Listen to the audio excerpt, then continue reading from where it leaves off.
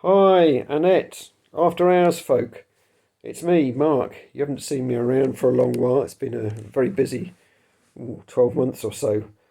So I'm turning up with a few poems, and it's Mental Health Awareness Week. So the first one I'd like to read for you is something I wrote watching actually my sister in her struggles. I know some of you have had struggles. I certainly have, and I'm currently supporting my daughter through hers.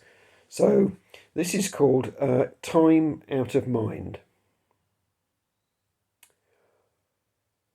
What flood discharged you here at this meandering point, where banks of crumbling psyche burst and morning bells peal dolorous over pasture? From room to room you drift. Your shards of silence set a crystal curtain tinkling. Brief, the insight shimmers in sunlight glanced off trees. The cut-up montage monster roars unlived choices, relapses into dumb acceptance, inevitable as single socks escaping laundry baskets. Coats are hung upon their hooks, shoes put in their rack. When words dry up, grim duty calls. Letters sullen sit on stairs, seek to catch you unawares. The hood of cloud rips open.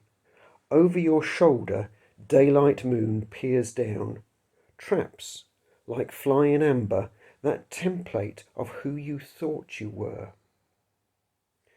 When perception's hinge came loose, what gate were you passing through, which slammed behind? Unlatch the snib, return, with heart quilt solace from the remnants.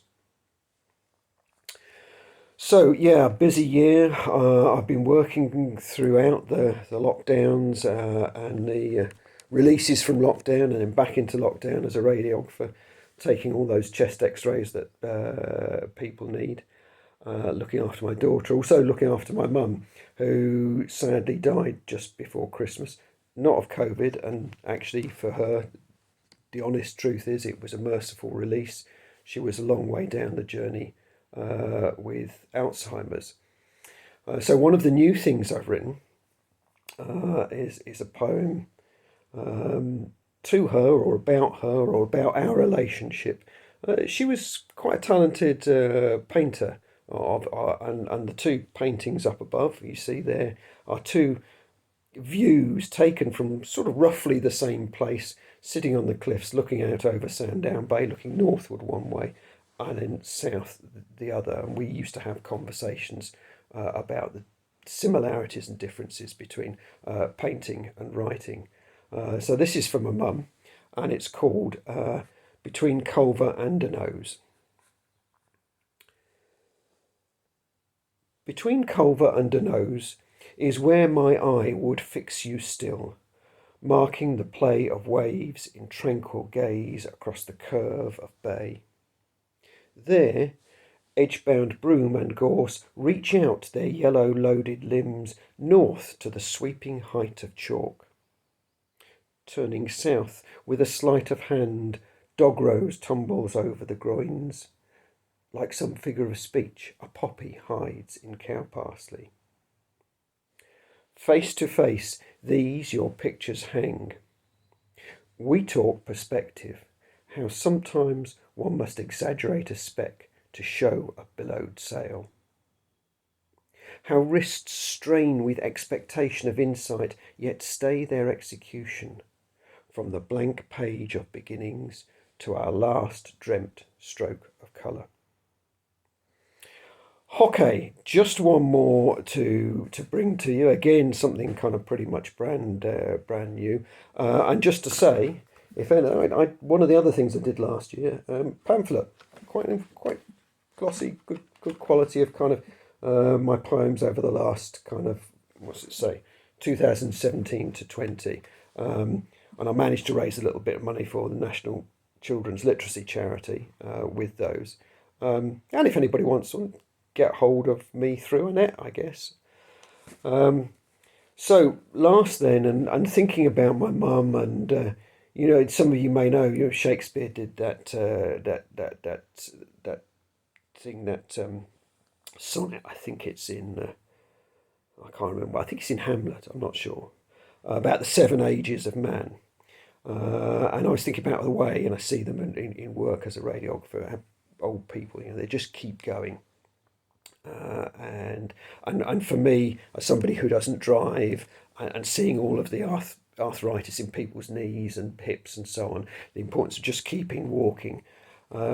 So all this kind of came together in a little cut down Seven Ages of Man, and it's kind of just three verses of man or woman, of course, and it's called Stand on Your Own 2 Feet, and it goes like this. Pull yourself up, as we're all supposed to, grasping for support whatever furniture comes to hand. Feel your leverage strengthen in a newly visible horizon of legs. 4 square chairs, a table, grown-ups. Tumbles become fewer, and plastic bones will rarely fracture in the forest of hardened verticals. Make your entrances matter.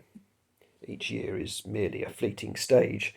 From one small step go further. Run, leap, dance, quick then quicker, only slow when you near the brink of falling down. Windows in the sky are not for climbing through, even should the breaking waves below sound like paradise. Just keep going. Old people say this all the time, and second guess the hazards. Curbs and slopes, stairs and rugs, spills, pets, darkness.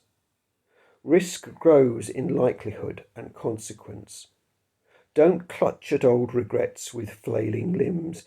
Take an outstretched hand. When you reach that place you can no longer stand. Better to have walked there. Okay, that's it. Thanks as always to Annette for giving everybody this opportunity. I'm glad to pop in now and again, like the bad penny that I am, and take advantage of it. I hope you found something in the poems. Don't forget, if you want a pamphlet, get hold of Annette. Enjoy. Take care.